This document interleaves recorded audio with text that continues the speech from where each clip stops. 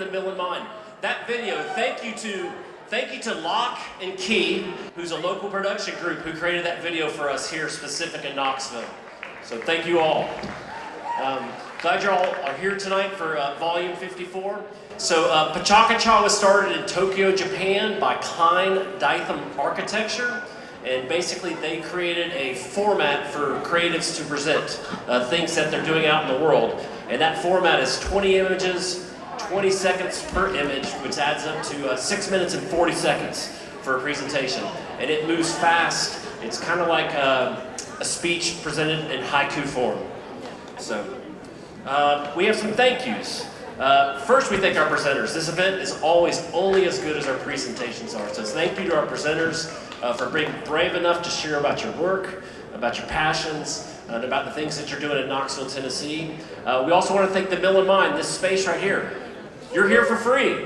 The Mill and Mine gives us this space for free because they believe in this town hall. We pay a cleaning fee and we pay for posters, and they make this happen. So thank you to the Mill and Mine and the ownership of that. Thank you to Eli Johnson, who is our photographer tonight.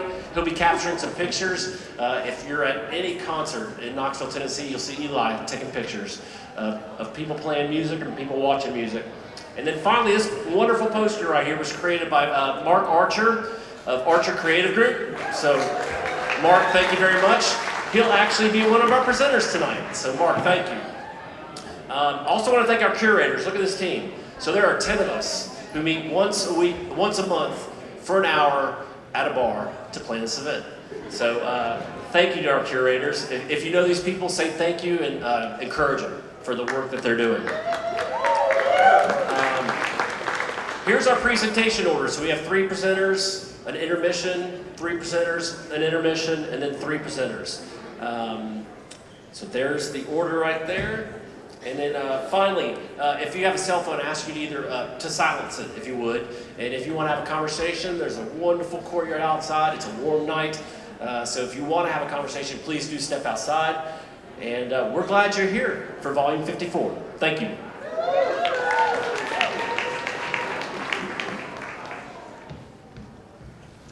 Five, 4, 3, 2, 1. On September 22nd, 2024, my wife Jessica and I loaded our van and camper and headed out for a week of exploring the Blue Ridge Parkway. Jessica had expertly prepared frozen packaged meals so our time could be spent having fun and not cooking. We had a gorgeous start to our trip. We took the back roads to the Oconaluftee Visitor Center and made the left turn onto a road that we would continue on for the next week. It felt good. I felt good. Relaxation was setting in, and we were beginning to let go of the time and schedules that taunt our everyday life. We just started to get into the timeless mindset when we checked the weather and saw that later in the week it would be rainy. Hurricane Helene was heading our way, but it couldn't be too bad, could it? We've been in similar situations before. A hurricane makes landfall and we get some rain as it fizzles out going up the coast, and usually that means getting out the rafting gear. But what it meant this day was trying to get all the hiking in that we could and getting it done soon. The clouds started moving in on Wednesday, and the lack of sunlight was not great for our solar. We needed to plug in. Jessica found a spot just a few miles off the parkway. Spring-Made Mountain Resort and Campground in Spruce Pine, North Carolina. We figured we'd spend the upcoming rainy days visiting a few of the nearby towns, looking for some oddball museums, maybe exploring some local history, possibly hitting up some antique stores. It rained really hard Wednesday night, and by the morning it was light and sporadic, so we decided to head into town. Along the way, you could see evidence of high water from the previous night's storm. Debris washed high above most of the creek banks, and a general sense that a lot of water had come through over the night. We had received many warnings over our phone about flash flooding. Whoops, sorry about that. We had lunch and perused some of the shops and lined the lower streets of Spruce Pines downtown. It's a split level section, so part of it's near the Tow River. As the rain began to pick up, we decided to head back to the camper and hunker down for the night. The rain increased and the storm was solidly upon us. Sleep was difficult that night just because of the sheer noise of the storm. We had received many warnings over our phone about the flash flood and to avoid low-lying areas. Being on solid ground, I wasn't really concerned. That was until I was ripped out of my sleep with what sounded like a tree falling. I popped my head out of the camper to survey the area and noticed that right away a tree had fallen about 50 feet from our spot. I had immediately let Jessica know that we were breaking camp and heading out. Now, she's typically a not before my coffee kind of person, but I would say with her help, we were out of those trees within about 10 minutes. During that time, a few more trees came down. The road out was rough. The gravel had washed out ruts and the branches were everywhere. We got about halfway down the mountain when we came upon a tree blocking the road. With just barely enough room to turn around, we headed back up the mountain. I figured we could seek refuge in a horse pasture that we had passed on the way down. Within a few minutes, another tree fell, trapping us on the road with trees on both sides. There was a small pond for the horses with just enough room for me to back the camper and the van alongside of it. With trees falling in both directions, I figured we'd be better off with one side having no trees than being surrounded by them. We stayed in the front seats of the van, thinking it was the best opportunity for safety. At least it was a stronger structure than the camper. We noticed 2 cabins in the hill in front of us and talked about forcing our way into one if we needed to. Jessica noticed that one of the cabins had people in it, but before we could do anything, a tree came slamming down on our van. The windshield exploded, and as the branch came through the passenger side, it happened so fast there was no time to react. Did I just watch this tree kill my wife? Then she turned to me and I heard her voice. I was expecting to see a mangled face looking back at me, but she was absolutely unscathed. She was covered in glass from the windshield, but she was okay. We were both quickly exited the van and scrambled up the muddy hillside to the cabin. We waited out the storm with total strangers. We got glass cleaned off of her and some of the scratches and a few pieces we had to dig out, but physically we were fine. However, she hadn't had her coffee yet. The next few days were some of the most bizarre I had ever experienced. The first few hours after the storm we surveyed the area and damage to our van. We walked around the property to see if we could get a scope of what had actually happened. Here you can see a power box we were plugged into that morning. Moving was a good idea. We remembered a volunteer fire station we passed on our way, so we decided to go there the next day. Our idea was to get out information to our family who might be worried about us. We had no cell service, no power, no running water. Luckily, the property manager had given us keys to an empty cabin and still had gas heat. Saturday, we woke up early and packed snacks and water. We still had plenty of food in our camper and a stream nearby, so as long as we had enough solar for the refrigerator to keep running, we'd be fine. We told the others of our plan and got their information to share, as well as important medical information. They were an elderly group, and one individual had 2 days before running out of blood pressure medication, so we added that to our list. The firehouse was only 2 miles away, and we figured it would probably take us about an hour per mile, getting us back around noon or 1 o'clock for the 4-mile round trip. Little did we know, the first mile would take us several hours. We eventually got to the firehouse after hiking through what appeared to be an apocalyptic movie set. Power poles obliterated, lines down everywhere, trees crisscrossing the road. The firehouse parking lot was buried in a foot of mud. We didn't get back until later that evening around sunset, and it was then that we realized how bad everything was and how lucky we were. Being an active member of the whitewater community, I began to think about all the high water marks I saw that day. This one here was in a horse barn. I just knew things had to be really bad elsewhere. From creeks dumping into creeks and feeding the next, it took 5 days for the roads to get clear enough for our family to rescue us. And in that time, I saw amazing efforts from many people helping total strangers. There's no reason to show the images of despair or tragedy that we drove through to get home, so I'll let you look at this picture of Jessica petting horses. I can tell you that I've never in my life seen such devastation and hope in the same place. The things I saw I wouldn't wish upon anyone, and we were seeing them almost a week after it had happened. We got home after that tragedy. Some did not. Some never will. I was fortunate to retain the 2 most important things to me, my life and my wife. We lost a van, but some lost everything. There have been disasters and tragedies before, and unfortunately, there'll be more in the future. But I'll leave you with this. There are small communities just a few hours away that still need help. There are people that are still sleeping in tents and relying on food assistance, and we have no idea when things are going to get back to normal for them. You know that they're still struggling with clean water in Detroit, but I'll save that for another day. Thank you.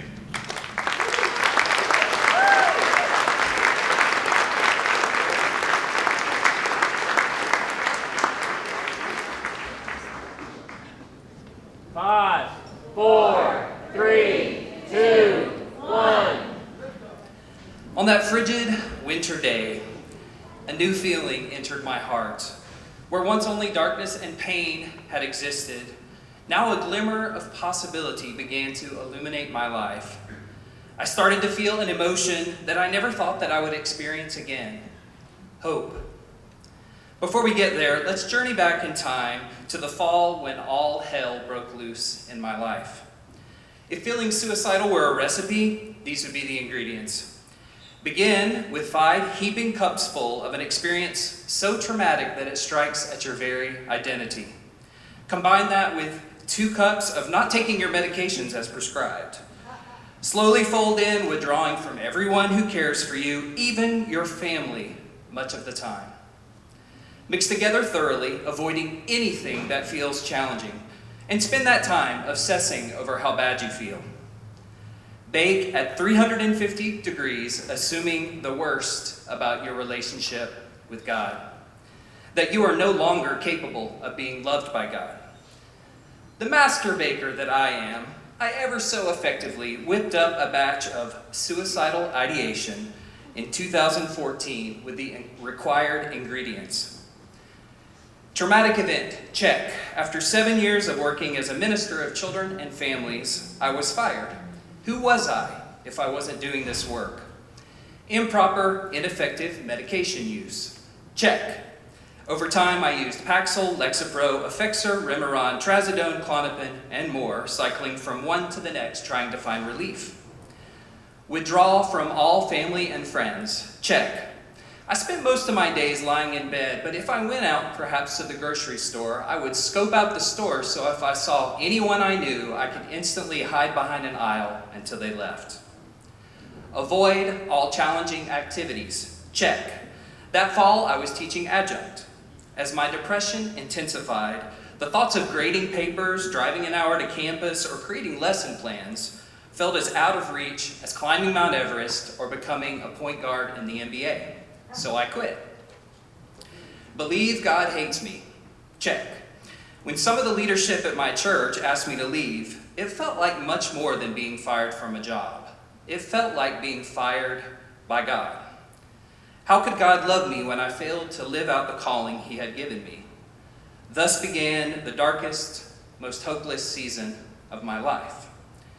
Not only did I enter and complete a 3-day intensive program, but I also visited the ER at Blount Memorial Hospital so many times that I thought the staff might put up a welcome back sign to me.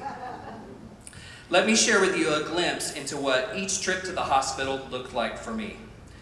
Arrive barely talking, desperate for sleep, and clinging to an infinitesimal will to live.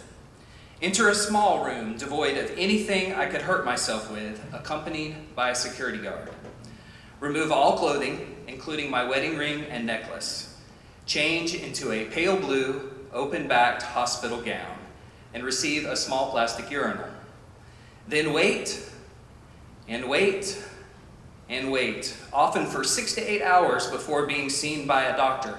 It's a little ironic to me that once I was left in the room, I was left alone with the enormous amounts of time to ruminate on the very self-destructive, toxic thoughts that had been torturing me over the last several months.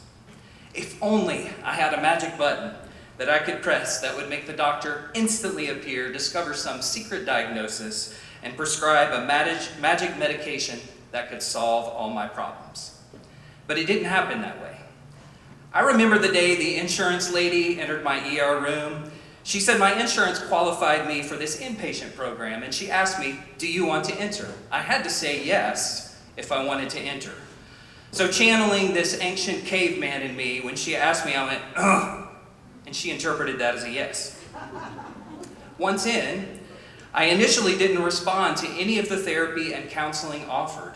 As a result, the doctor started me on new medications and immediately bumped me up to the highest doses allowable. Like an overwhelming onslaught of racing invaders, that medication infiltrated my body and played complete havoc with my emotions.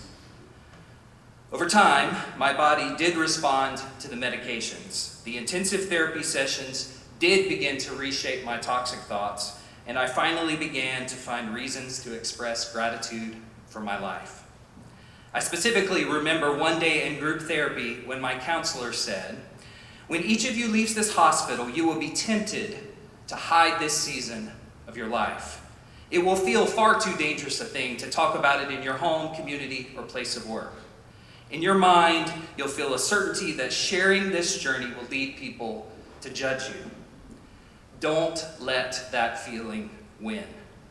Move against it. Instead of hiding your emotional health journey, use it, leverage it, and transform it into an engine of success in your life.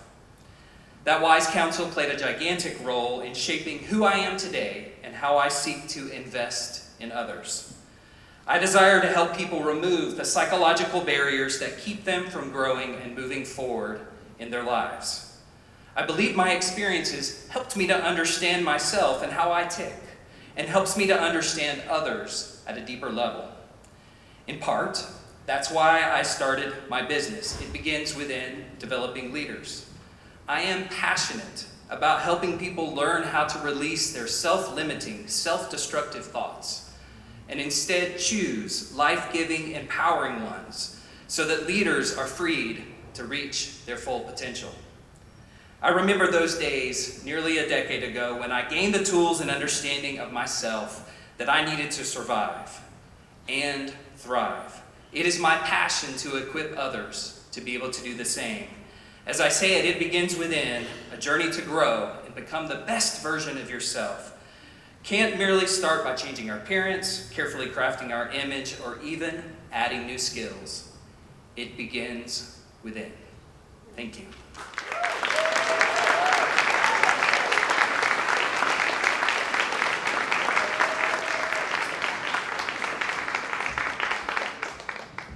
Five, four, three, two, one. Hi, my name is Renee. I'm a producer, event planner, community builder, and matchmaker, and I'm here to tell you about PechaFriend.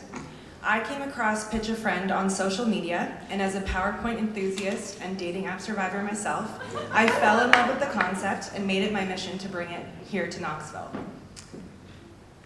So what is PechaFriend? It is a fun and engaging night where friends give 3 to 5 minute presentations about their amazing single friends. We host our events at local venues and aim to create an environment where singles can casually meet. Unlike other dating events like speed dating, our events are low pressure and everyone can enjoy a very unique night out. And while PechaFriend is primarily for singles, our events are open to all. Our mission is to revive real-life connections in a primarily digital world by offering positive, low-pressure, high-energy events that celebrate singles and foster genuine interactions. PechaFriend started in Philadelphia in 2022 with the mission of challenging the post-COVID norm that is meeting people online. After years of Zoom calls, virtual dates, and social distancing, we wanted to return to making real-life connections while driving traffic to local businesses in the process. The enthusiastic response and positive feedback that PechaFriend continues to receive has driven expansion to new cities, just like here in Knoxville. The founding chapter continues to thrive, setting the standard for the inclusive community that we aim to build in each new location. And as you can see, we've even expanded globally. So PechaFriend has continually been featured in the news worldwide, and just yesterday we were featured in our first viral reel by the local organization New to Knox. Personally, I'm hoping to get even more local coverage, so if there are any journalists in the audience tonight, please come find me afterwards. I really want to be on the news. So what does a typical event look like? We do 8 to 12 presentations, followed by a single mingle hour. During that time, each pitched person is featured on screen again, so if you miss their contact information during the pitch, you've got another shot. We also pass out stickers to indicate who is single, to make it easy to connect, and to encourage everyone to connect, regardless of relationship status. We are also introducing Pitch a Pet, in which we will feature adoptable pets from local rescues. This not only helps in finding forever homes for pets, but also raises awareness about rescue efforts. And as the proud mom of 2 rescue pups myself, this was a big selling point for me when deciding to move forward with PechaFriend in Knoxville. So what are the rules? We do have a full code of conduct on our website, which I encourage you to check out, but the basic rules are be respectful, be positive, and be thirsty. And I don't just mean when it comes to ordering drinks at the bar. Basically, don't make it weird, but as they say on The Bachelor, be here for the right reasons. So the big question, of course, is does it work? I heard that our first event last week did turn out a couple of dates, and while I don't believe there's been any PechaFriend marriages yet, we've had tons of reported new connections, dates, friendships, and relationships. I am planning on getting ordained just in case. And there are some 5 key components that make a pitch great. As a presenter, you want to be authentic, you want to showcase what makes your friend unique and desirable, you want to feature testimonials from other friends, and lastly, you want to engage the crowd. Would you like to see an example? I'd be so scared if you said no. This is my amazing friend Emily. She is the gorgeous lady who is into men, and while it's hard to believe, she is in fact 40 years young. She grew up all over the US, but moved to Knoxville roughly 20 years ago, so she now considers herself a Knoxville native, and I consider her one of the best parts about living in Knoxville. You might recognize Emily as one of the founders of New to Knox, which most importantly means she gets to do lots of fun stuff around town, and she always has a +1. She's also a party planner, a dog mom, a realtor, and a Tennessee alumni. She dislikes beds without bed frames and beer bottles as decor. As I mentioned, she is 40, so I feel like this is not, out of the question. Emily enjoys going on brewery fun runs where she walks, no judgment here. She enjoys middle school boy humor, tennis, connecting people, supporting local businesses, and chasing her dreams. And the last 3, she even managed to start a business around with New to Knox, which I think is pretty impressive personally. But don't just take it from me. Her New to Knox co-founders agree that Emily is an overall catch. Bailey says no matter the situation, she will show up like a superhero. And the other Emily can confirm that Emily is the most thoughtful human who is incredibly generous and always down for an adventure. She's definitely a catch. So what is Emily's perfect man? Someone who is calm, patient, and supportive, an introvert or an ambivert to balance out her very extroverted self, someone who has faith like she does, is employed like she is, and is community-oriented, since community is her livelihood. Also, good teeth are a plus. Her ideal date is coffee and a walk somewhere scenic, not in the woods, and as her friend and a fellow true crime junkie, I have to reinforce that. If you are lucky enough to make it to a second date, dinner and some live music would be great, even better if you plan it, and feel free to come to me if you need any suggestions. If you're single and interested, which of course you are, you can slide into her DMs on Instagram at Emily Ann Stevens, or even better, you can approach her here in real life once the presentations are over. We can do our own single mingle hour.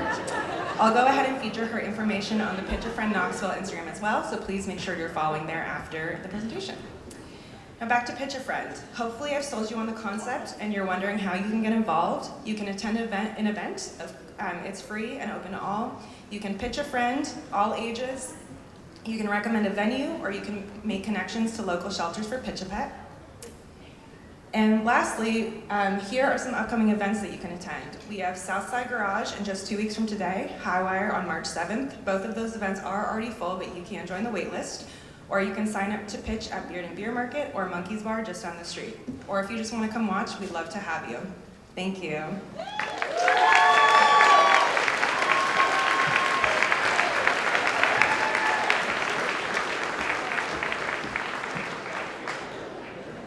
Five, four, three, two, one.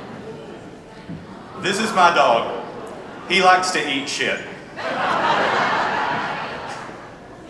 I'm so glad you all laughed. This could have been a really long 400 seconds. But this talk isn't about my dog, though file that away, we'll come back to it. My name is Mark, and I'm an artist. And that's new for me, but I think I'm going to start to believe it pretty soon. So I'd like to share my journey over the past year or so, and hopefully it'll inspire you to follow your passion as well. My journey actually begins, though, many years ago in high school when I took my first art class. And one of the projects we did was design a logo out of pieces of cut construction paper. A light bulb went off. I can do this. So I spoke to my guidance counselor and he said, you should be a graphic designer. My first job was designing the yearbook cover my senior year.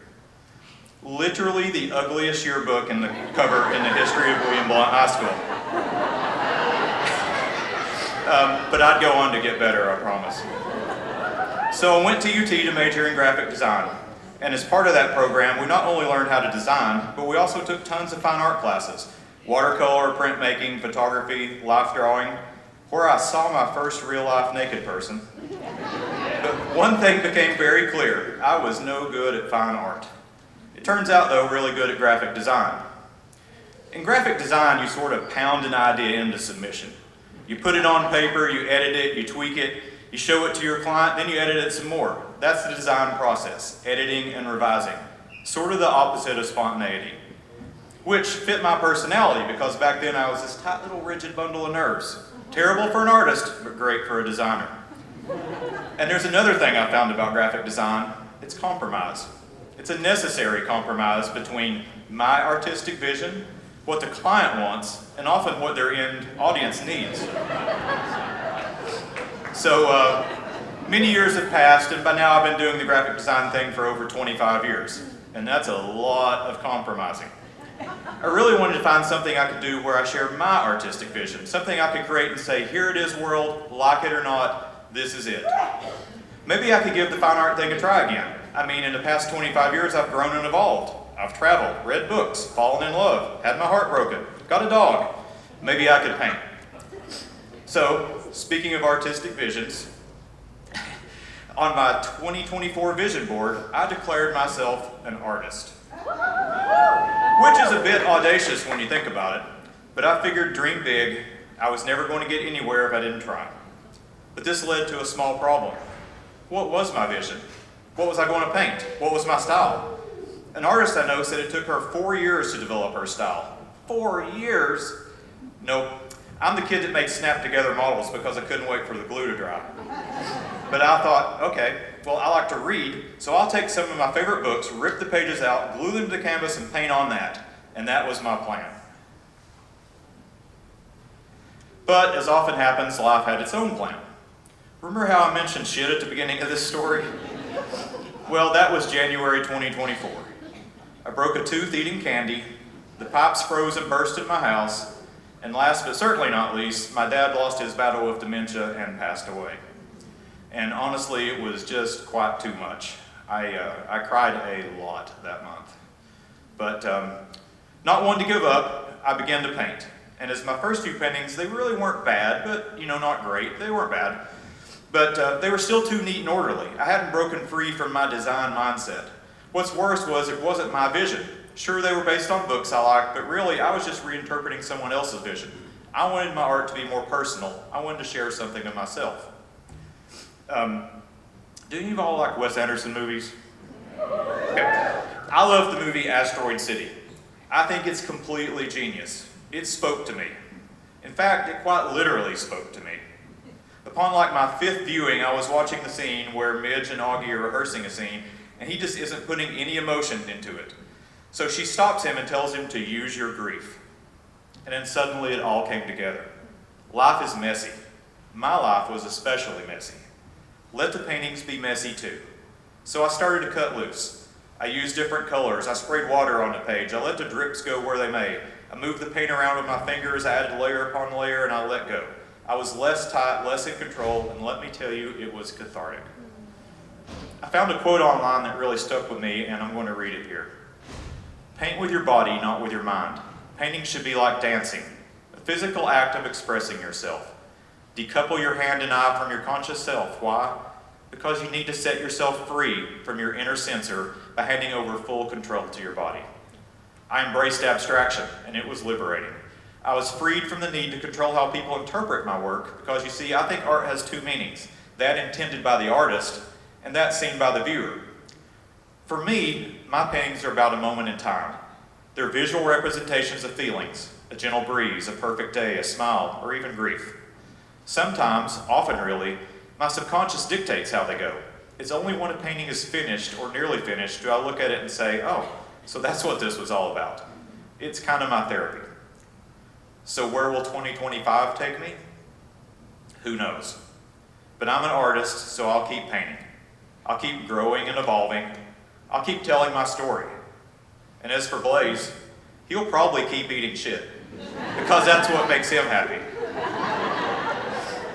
So just thank you all so much for listening tonight, and this has meant the world to me. If you'd like to see these paintings in person, I'll be having a First Friday art show tomorrow night at Wild Iris Florals. It's just down the road. I would love to meet you, talk to you, tell you about my work, and follow me on Instagram. That would mean a lot, and seriously, thank you all so much.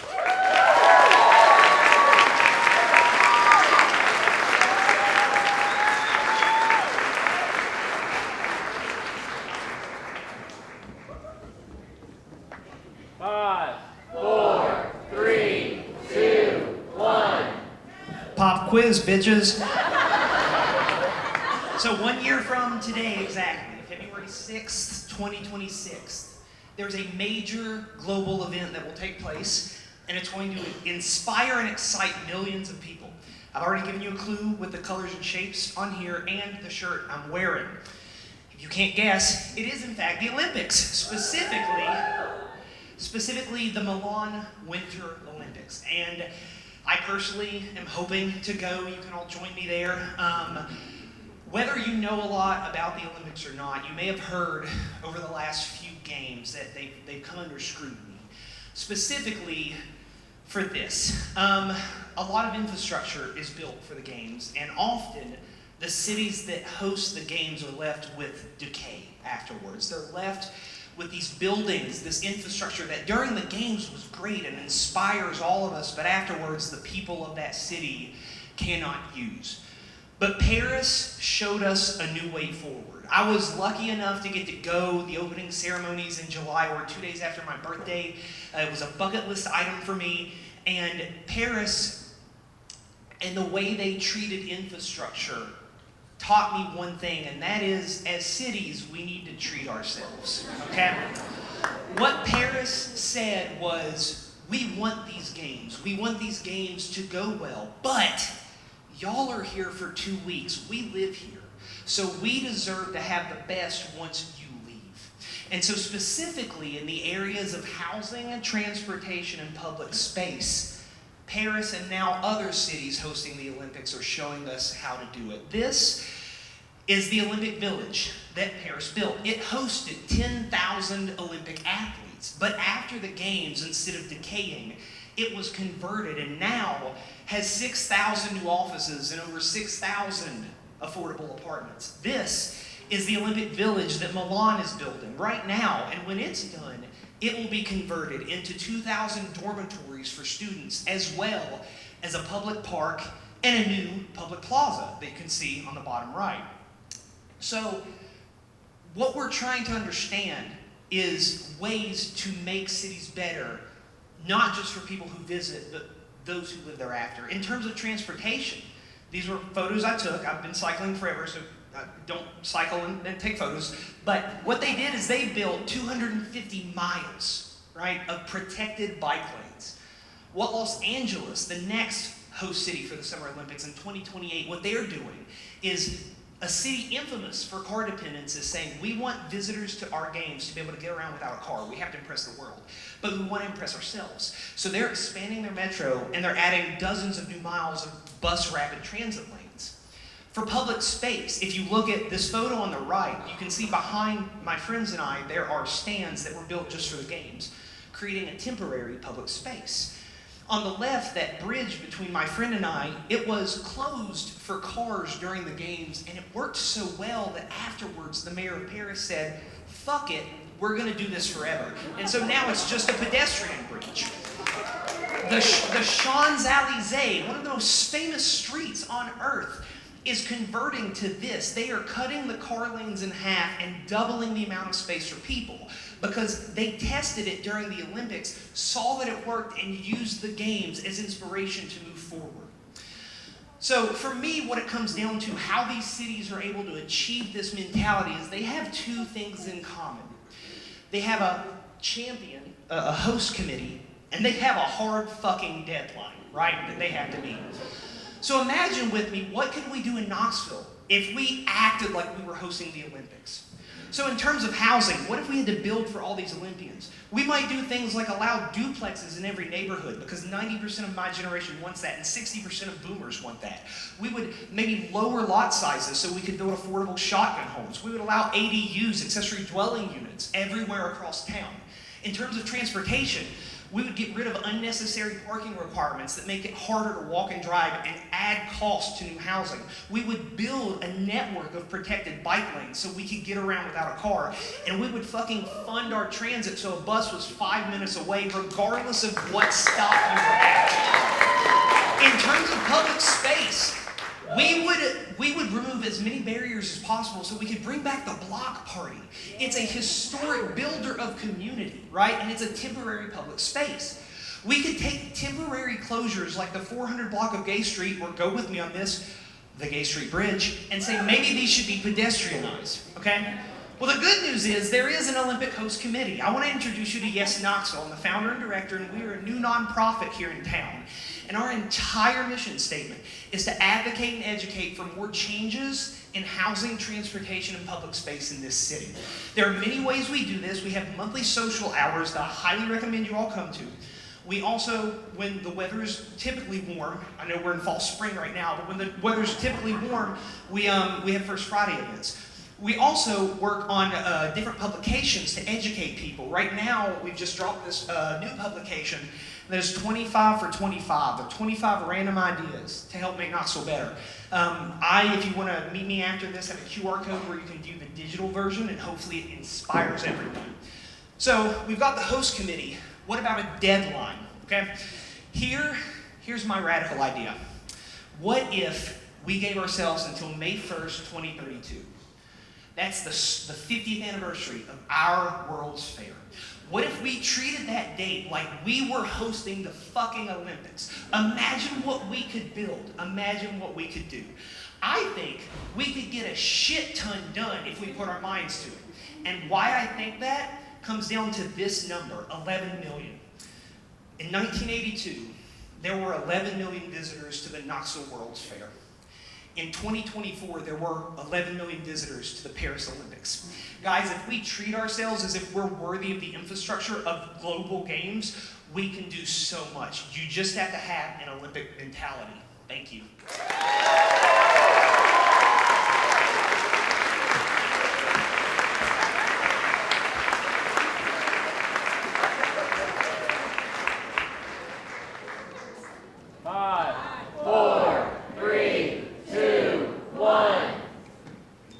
There is nothing sparkly about having a disability. And mostly when I come to events like this, I bring sparklers. But I didn't tonight because I thought having this many people light sparklers would probably put a damper on things. So instead, here I am, very sparkly. And I'm sparkly white because there is nothing sparkly about this. Spark works in a variety of ways. Mobility is one of the most important ones, and that means that we give mobility equipment to people who need it. They come to us because insurance doesn't give it to them, or is going to be delayed, or they simply don't have it. So that we have wheelchairs, we have hospital beds, we have something called a Hoyer lift. What is that? We have crutches, we have scooters, we have power chairs. We have all the kinds of things that people need in order to make having a disability, surviving a disability, getting over an injury, those kinds of things, so that we can make it easier. We got a lot of pediatric equipment, and that's really critical because little ones grow like this, like little weeds. And the seat that would fit that child when she was 2 probably won't when she's 4. So we want to pass all that in. That guy on the left there, saluting all of you, he's the man that makes that happen. And it's great, not only because he's excellent at his job, but because there are a lot of people who speak Spanish, and he's a native Spanish speaker and can translate for us. Fernando. This guy, Alan, cleans and repairs all the equipment that we get in, so we can be absolutely sure it's pristine when it goes out. And he's been with Spark longer than I have, so he knows his way around a wheelchair. And we're very lucky that he joins us. One of the things that's really critical about Spark are the switches that we have. Now this is a button switch, and you can prop it on anything, and it will make something do something, right? And you can see they are expensive. They cost, that is a small switch, and you can see the prices up to $89, could be $100. Well, we don't like that. This is a switch that everybody wants you to buy, because if you just put your hand over it like this and hover, it will turn on that object. If this were hooked to a switch and I did that, it would just turn that object on. Look at the price on that. Disability is incredibly expensive. Everything is $300 to $500. Think about it if you have to do a lot of stuff. That's a drawing of how our team made a switch, that hover switch, out of 3D printing materials and a little battery. $5. That's a pretty big difference. $5. $5. This switch was where we started with our switches. Excuse me? Do I have competition? Whoa. So this little switch was a pizza box. It was still cheap to make, but it didn't last very long. I want something more substantial that a child could put in their mouth, because that's what they're going to do. So this is where we've landed. Look at the price, $1. It's 3D printed at Spark, and it can plug into a variety of things. The thing we most often plug it into is a toy, because we really believe that everybody ought to play. Adults, yay, play. And so, before I get to play though, this child cannot do this. He cannot raise his hand. And his dad said, hey, can you get something that he can put on his desk that he can notify his teacher has lots to say? He has lots to say, believe me. So yes, we took a standard lamp, put a 3D top on it, like that one there, and now he can push it. And his teacher knows he has something to say. She probably hates us. I'm not kidding you. This is one that you can use, same principle, but maybe it goes on a hospital bed for somebody to say, I need a drink of water, or could you help me get up, if maybe they can't use their own voice. This is our latest project. This is a child who is nonverbal, and she also does not walk, but she's bigger than the average toddler. She's about 4 now, and her mom, who's the mom of 10 other children, God bless her, needed a swing that would move constantly. Now, you might be able to find that, but perhaps not one as big as that child needed it, and another $300 to $500. So we rigged it up, motorized it, etc., and then tried it out. I loved this moment because she wasn't there all the time, obviously. Our team put computers in to approximate her weight to see if it would move at the rate they wanted it. There she is. It's blurry because it was a video, so it doesn't. She was happy. She was having a great time. Pennies on the dollar to make stuff like this. We operate with contributions, so it's kind of critical that we keep things cheap too. This is a cool thing. It's an Obi, and it's a robotic feeding device. It works really well if you have a large person's mouth. If you're an adult, that little tyke needed a small spoon. Actually, he's not the real kid, but we needed a small spoon because he needed a spoon that would go in his little mouth. We did that, changed it all up. We think there are very few limits. That guy has no arms. He welded that table with our buddy Joe. Up in the corner, we often get laptops and we refurbish them and we give them out to people who are doing good work. Bottom left, that's a wheelchair that a child can use with a switch because he will be a wheelchair user for his life, and this will be a good way for him to learn socialization. Back to fun. Now, I love this, the one to the left. You can see the little kid. He is not having any fun at all, but that's not our fault. Everybody else is enjoying what's going on there at our Toy Tech event at Christmas. It's our best and most fun thing that we do. Want to get involved? You can scan that QR code. You can dispose of your waste responsibly. We work with a group, a company that gives us money for e-waste. You can bring your stuff to us. We need wheelchairs. We need all the things that are listed there. Hope you'll join us.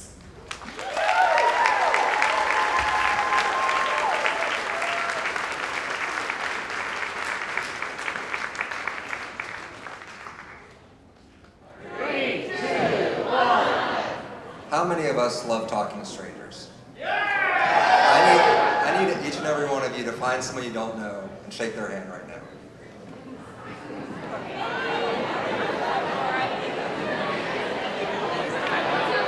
Look, if I have to talk to 200 strangers, the least y'all can do is say hi to one.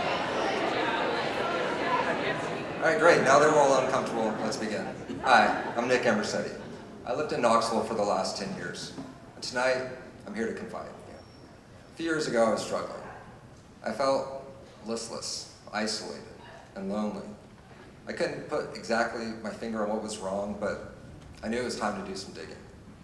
In article after article, I kept seeing the same phrase, the loneliness epidemic, a growing problem of Americans spending more of their free time alone than ever before. This is so alarming that the Surgeon General wrote an 81-page paper warning about America's epidemic of loneliness. Now, that one I skipped, but I did learn that people are choosing delivery and takeout over eating with one another, social media over connecting with each other in person. These once lively social encounters have been reduced to swipes or taps. This has left a lot of people with anxiety about leaving the home or meeting unfamiliar faces. And I've charted this very scientifically on my graph, loneliness over time. No, but in all seriousness, sociologists have been warning about this for the last 70 years. Their popular theory is that this is due to advances in new technology.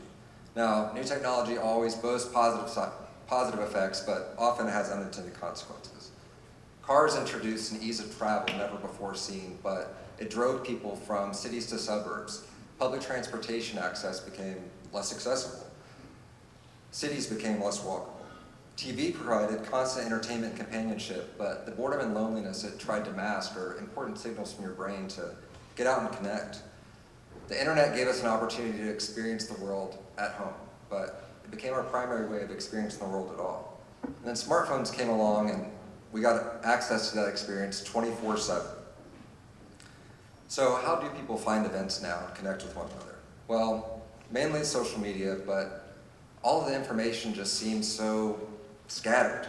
And their design is to keep you on your phone, and I can attest that definitely works. There's also ticketing apps, but they try to hit you with fees at every turn. My friends and I were sick of these options, so we decided to do something about it. We set out to make something that, frankly, doesn't suck. So in order to do this, I had to find feedback from my community. After interviewing people, I found we're not alone in our gripes, and that those unintended consequences are weighing on people. It left them feeling, in their words, inadequate, stressed out, drained of their social battery without actually being social. So I ended my interviews by asking this: what is one thing you want to spend more time on? And I found common themes. People wanted to give back. They wanted to be creative. They wanted to interact with the world around them. When I felt most isolated, I found myself wanting the same things. But I had someone to blame, or had something to blame. I had become that annoying person who hates their small town. I thought that moving to the big city was the only way for me to find myself, a sense of purpose, community. But I was projecting how I felt onto Knoxville. When the city hadn't become stagnant, I had. So instead of trying to change my environment, I needed to change myself and embrace my environment. But I wasn't really sure where to start. So I started looking. I was in my apartment, and I went outside, and I sat there and I started looking. And y'all won't believe what I saw. My neighbors. I'd lived at my place for so long without actually interacting with them. I didn't know them, so I started a cookie exchange with my neighbor upstairs, where I would always forget to buy eggs at the store and frantically text him at 1 a.m. asking for some. When he would always oblige, I'd leave a little bag of cookies next to his door. My other neighbors and I started co-parenting the sweetest little alley cat named Brioche. Talking to my neighbors, it turns out, it's pretty easy. But, I don't know, dancing was a little bit harder. But I ventured out of my immediate surroundings and found a little theater. Charming little spot down the road that hosts weekly contra dancing and old-time music. I'm truly grateful to have somewhere like this so close to my home. No one would call me a great dancer, but it does make me smile. Now, some may say I'm a decent drummer, but this Indonesian percussion ensemble was a totally different beast. In gamelan, I had to learn to tune in to people around me. If the person next to you is messing up, you mess up right along with them. I learned that it's way more important to be off the beat with everyone than on the beat on your own. As I started to set roots in my community, I learned that a record number of people were being evicted from theirs. So I got involved with SACA, an organization that aids in eviction prevention around Knoxville. Last year, we passed legislation that helped hundreds of people either delay or completely avoid eviction entirely. Organizing within my community was very empowering to me. My friends and I want to empower others. That's why Out There will function as a community event board. We want everyone to find concerts, markets, volunteer opportunities, classes, workshops, you name it. I know how silly this sounds. 2 seconds ago, I was just complaining about big tech and all of its consequences, and now I'm here hawking this app. But I can assure you, our app would never have any unintended consequences. Now, users will find events by exploring their feed where they can RSVP to upcoming events and they can easily add them to their calendar. They can follow businesses and groups and find out when new events are created. The app will be easy to use because there will never be ads, users will never have to pay, and you won't have to create an account just to join. For groups and businesses, what this app lacks is what makes it effective. You won't have to feel like a content creator, subject to the whims of the algorithm, constantly trying to keep up with trends or go viral. On Out There, you can directly market your events to people who are looking for stuff in their area. Look, I'm working on this with my 2 best friends. We don't want to steal your data. We don't give a shit about being rich. Yes, obviously when the app comes out in the next couple months, I want y'all to download it. But most importantly, we want you to go and be a part of your community. Take a class, talk to a stranger. This is a tool that can help you, but ultimately, it's up to y'all to get out there. Thanks.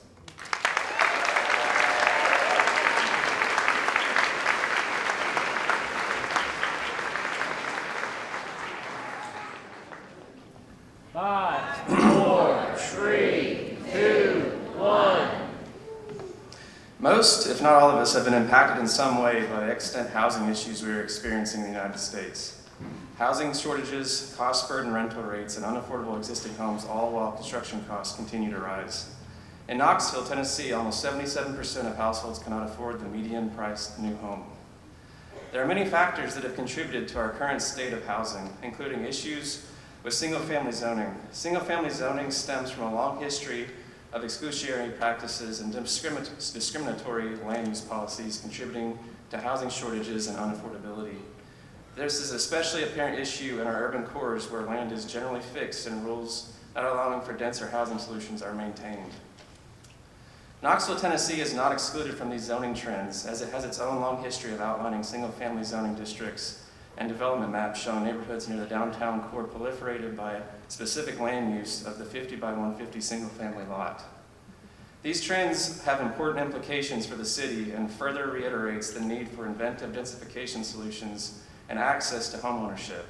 In tandem with this reality, there has also been a fundamental shift to demographics in Knoxville. Millennials, aging baby boomers, and single-family households seeking unconventional housing models by contrasting the prototypical single-family home. Luckily, Knoxville has been actively making progress and strides to address this housing crisis and meet these demographic demands. Atypical housing delivery methods, topological alternatives, and ambitious zoning revisions. One version of this employs the missing middle housing concept codified last year in 2024, which allows for multiple units of house-scale buildings between the topologies of single-family homes and the mid-rise apartments. Think duplexes and townhomes. Another strategy is increasing housing supply as the accessory dwelling unit. An ADU is a smaller independent residential dwelling unit located on the same lot as a standalone detached single-family home. For many years, Knoxville has already allowed ADUs, and in 2024, they passed more zoning laws to actually implement these and make them more viable. Commonly referred to as a guest home, accessory apartment, and granny flat, an ADU can have the potential to increase housing affordability, both for homeowners and tenants. It creates a wider range of housing options within the community and enables seniors to stay nearby as they age and facilitate better use for existing housing fabric. So last year, building off this momentum, AI East Tennessee hosted a free-to-enter accessory dwelling unit design competition to elevate the awareness and understanding of this low barrier of entry model towards increased housing affordability in our region. The competition was a great success with 16 entries and teams including areas of Louisiana, Boston, and New York, as well as local professional and student faculty teams from the University of Tennessee School of Architecture and Design. We had a stellar jury including Lindsay Lenoy of Knox Planning and architects from other states that facilitated their own ADU design competition. Our goal of the competition was to make the proposed designs as tangible as possible, as if they were commissioned to be designed and built in the city of Knoxville. With a lot of great input and feedback from the city planning, we attempted to put together a clear and vetted set of zoning and site rules. We offered 2 sites for teams to choose from, standard corner lot, and outlined district zoning requirements of setbacks, allowable sizes, and heights. And the projects submitted were great. We asked the teams to consider multiple design criteria in their work: neighborhood context, affordability and constructability, sustainability, environmental impact, and universal design for all ages of mobility and mobility. For the purpose of this competition, context was defined as that found in Knoxville's traditional residential zones. Design teams were asked to consider compatibility with and interpretation of the existing architectural context in their design proposals. Projects considered building scale, form, and materials in relation to the context, even integrating some form of the quintessential front porch, which is a defining southern feature of housing. Next, design teams were asked to consider solutions that keep costs down and reduce complicated construction impacts, minimizing specialized processes and using widely available materials. Some projects considered a combination of standard wood frame construction and even innovative off-site prefabrication techniques. Additionally, proposals were asked to consider the balance between affordability and sustainability, sustainable design strategies that lower operational costs and environmental impacts of materials and processes. Projects chose innovative passive design examples of low-body carbon materials such as hempcrete walls and polycarbonate exterior panels for ample natural daylight. Finally, teams were asked to consider designs for varying ages and ranges of mobility that facilitated age-in-place housing through universal design principles. These designs would allow for safe, accessible, independent living for the elderly and for those with limited mobility. Now, as it currently stands in our city's zoning regulations, all of these projects would be allowed to be built by right. The designs meet all single-family and accessory dwelling unit zoning requirements, but building off of Knoxville's housing progress momentum, including the ideas presented in this competition, how can we take the potential of the ADU further through additional measurable zoning reform? Take this example coming up of a residential block surrounding downtown Knoxville. This is a typical residential street where sometimes up to 25% of the existing homes are tenants and rentals instead of owner occupation. This example has 26 single-family dwellings, 17 owner-occupied, 9 rentals outlined in pink, and about 25% of the housing stock is rentals. As zoning is stated today, only single-family residential properties with the primary dwelling unit occupied by the owner are allowed to construct an ADU as well. So in the first step of this hypothetical example, everyone wants an ADU on their property they own and occupy, so we increase housing by 17 dwelling units for a total of 43. But we're still missing out on the potential of the rental properties and the vacant infill lots. Now, what if 9 rental properties were allowed to add an ADU by right, and if all new infill lots were incentivized to include an ADU along with new housing construction? We could over double the housing density potential of just this one street. This is an extreme example, but what I'd like to argue is for expanded options and choices, options for homes, owners, and developers to think beyond the single-family project towards measurable housing density on existing lots. Knoxville has already codified a plan forward for inventive housing solutions in our city, including the ADU. With sustained demand for attainable and affordable housing continuing in the foreseeable future, maybe one day we will see the proliferation of the ADU engaging our remnant urban spaces and cities' streets as useful infrastructure for housing progress. Thank you.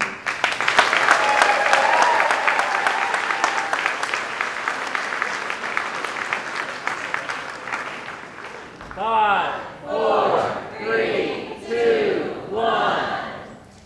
Haven't we done this before? Invite artists onto a stage, listen to their visions for the future, cheer with revolutionary approval, only to return to the status quo, business as usual reality we've all grown accustomed to? The reality that wealth is hoarded by the few, struggle is a side effect of laziness, and happiness is bought with free shipping. Many of us in this room are disgusted with reality, yet do nothing to change it. Inside you lives a vibrant and guiding voice begging you, oh? Is this a serious emergency? Okay. Do I get my seconds back? Hold up. Hey, wait. Can we start over? All right. Okay, cool. I want to make sure y'all are safe. 5, 4, 3, 2, 1. Haven't we done this before?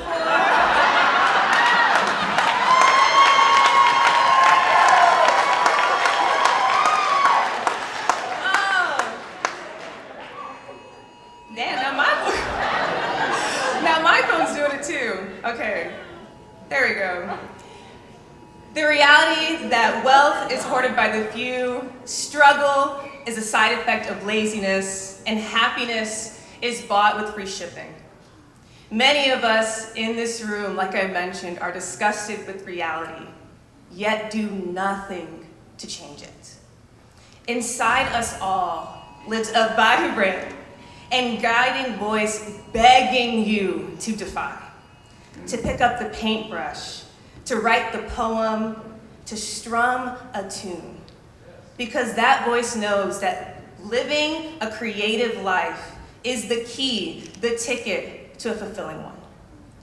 Many of us squash down that inner voice because it doesn't fit the role we're told to play. We're told to get a real job, act your age, think about retirement, as if art and creativity isn't the greatest contribution one can give to society. Artists are the truth speakers, the ones fearless enough to reflect the hardships of the present while simultaneously showing us a possibility for the future. Artists defy reality every single time they choose to create. You can spend your entire life waiting for the right time, the right space, the right investor. Well, for the artists, it's DIY or die. We're done waiting and are building the future we wish to see today. We are ditching the middleman and building a space of our own, a space where creativity takes center stage and all can express their humanity without fear and persecution. A space where joy and play is at the center of all we create. Together, we built Spacecraft, an art studio cooperative rooted in joy activism, community care, and playful practice. A space where art making is valued as a revolutionary act, not a commodity. At Spacecraft, artists aren't competitors. We're collaborators. We don't fight over limited opportunities. We strive to create new ones because we understand the transformative power of leaning on each other to create a community where we can all thrive. Thank you. Spacecraft is home to 6 grassroots art organizations, ranging from classical oil painting to stand-up comedy to street dance. We are a studio for the curious creative, seeking a space to explore their creativity without judgment. Knoxville is at a turning point. New developments are happening every single day. And we speak more and more about attracting the next generation of talent. But what about the ones who are here now? With each passing day, local artists are faced with the same question. Should I stay or should I go? And frankly, I'm tired. I'm tired of local artists feeling devalued and forced to leave for better opportunities. We often hear that technology drives innovation, but it's art that shapes a city's identity, builds vibrant communities, and unites people for generations. Technology alone doesn't create culture. It's the artists who do. As the name suggests, Spacecraft is about making space for artists to craft. We are stewarding solidary economics that prioritizes people over profit, while offering ample opportunity for artists to learn, explore, and grow. Spacecraft is rewriting the rules and building an arts economy that values creativity, sustainability, and mutual support. We are a beacon and have the true pulse on the needs of artists and creatives here in Knoxville. There is so much power in art and deep wisdom in artists. When a room is filled with brilliant and creative minds, innovation, it comes naturally. And new solutions to age-old problems are solved.